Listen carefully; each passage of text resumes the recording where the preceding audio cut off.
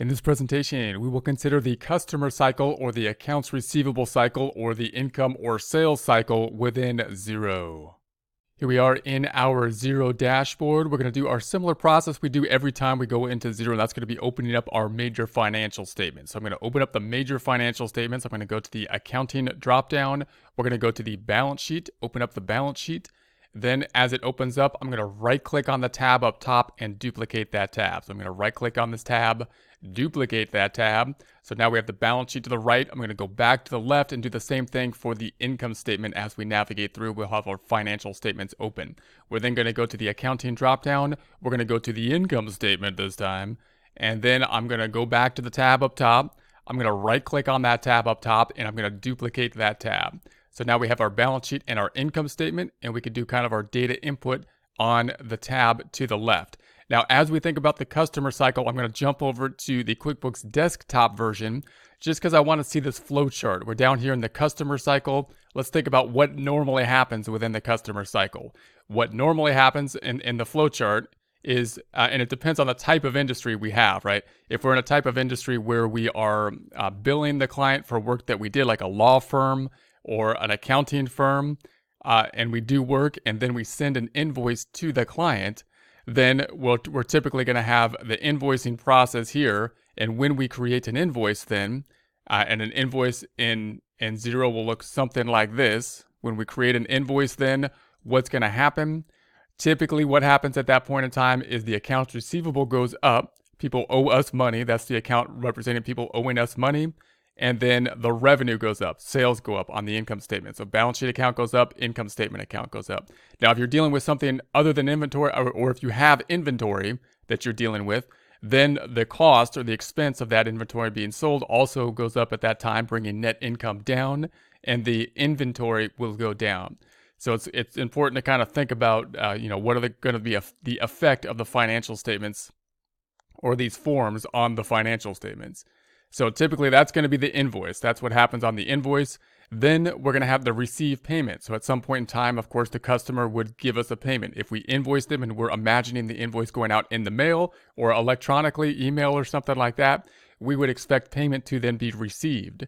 Now, when the payment is received, then we're typically going to have then the cash in some way going up, right? And so that might be included. We might have this in something like a payment type form, cash going up.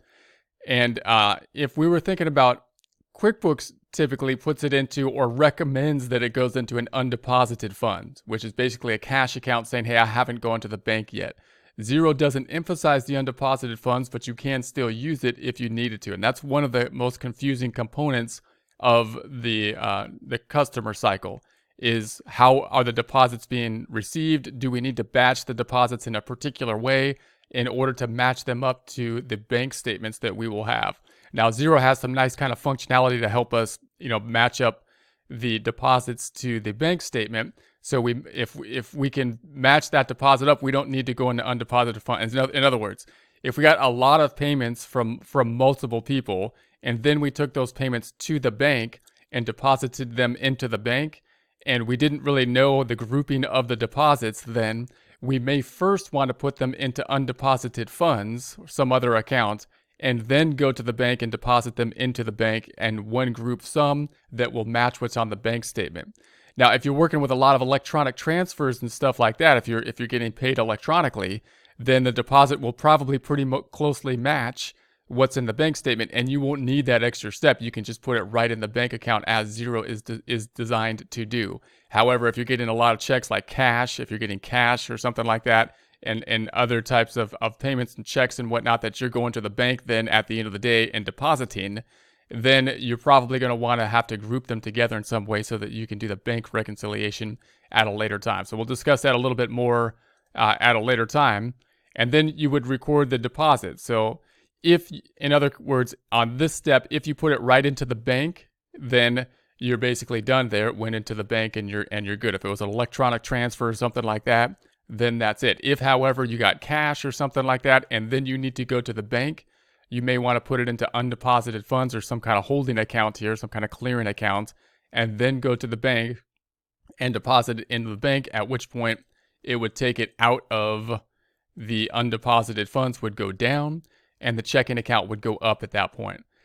So that would be the normal process. Now, if you're in a type of company that doesn't invoice, for example, if you have like a food truck or something like that, you're a restaurant, you're a store, you could imagine any place where you have the cash register, in the location where the sales are being made, then you're not going to invoice at that point in time. What you're going to do is just simply collect the money at that point in time. So that would be, in QuickBooks, we would call that the create sales receipt. We would then create the sales receipt in Xero. We would just basically make the receive payment form. And so that means that we're going to have a sales receipt at that point in time, that we're going to get the money, and then we're going to have to deposit it into the bank. So the sales receipt, similar to the invoice, except that the invoice means that accounts receivable is going to go up. If we're just having a sales receipt or just money coming in, then the accounts receivable is not going to go up. It's going to be cash going up in some way, shape, or form, and the other side being sales. And then again, if there's something that was inventory, we would also have inventory go down and the cost of goods sold go up. If we're not dealing with inventory, if it's just a service company, then we would just have the first portion of the transaction, undeposited funds or cash checking account going up, and revenue. Now, if you're in this kind of situation and you imagine the cash register in the store, it's much more likely that you're going to get things like cash and whatnot, other forms of payment that you're going to have for multiple different sales that you're going to have to go to the bank and then deposit. So that means that every time you make a sale, especially if you're making a lot of sales for smaller dollar amounts, if you're just selling a lot of things for $5 and $10, then you don't really want to deposit it right into the bank at the point in time you make the sale, because it's going to be really difficult for you to tie out those, $5 or $10 cash amount deposits to what cleared the bank, which is going to be a lump sum in accordance to however much cash you took to the bank at the end of the day. And so you could still kind of try to tie that out, like in the reconciliation. You could say, well, this all happened on one date, and I can kind of try to tie that out in the reconciliation process. However, that point is a point in time where you may want to use that clearing account, that undeposited funds account. May be more useful at that point, where you put everything into undeposited funds, then you go to the bank and you deposit it into the bank in accordance with the format that deposit took place, so that when you do the reconciliation, what's on the bank statement will match the format of those deposits in your books, and you can tie them out very easily. So now we thought about the kind of flow and the names of the forms with regards to the QuickBooks desktop. Now we want to just pull over and say, well, how can I match this flow to what happens in Xero, right? So an invoice obviously is an invoice. If we go over to Xero, we don't see that same flow chart, but we do, of course, have the invoicing process. So if I select the plus button here, we have the invoice. So here's an invoice there. If we think about the invoice on the income statement, it would be affecting the income statement and going into sales. So if we think about sales, then we know sales is going to be going up with the invoices.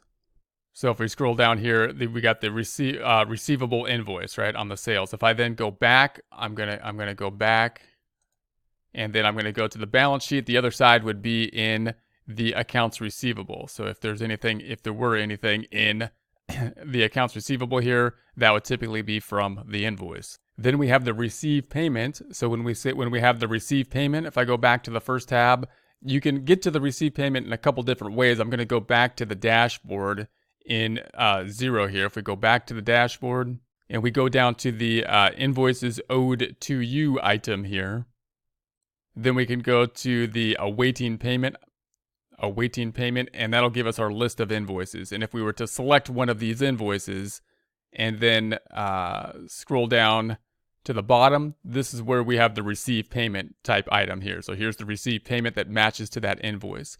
Now, if we were to see that in terms of the balance sheet, we would receive payment. Now, this example problem is putting it directly into the checking account.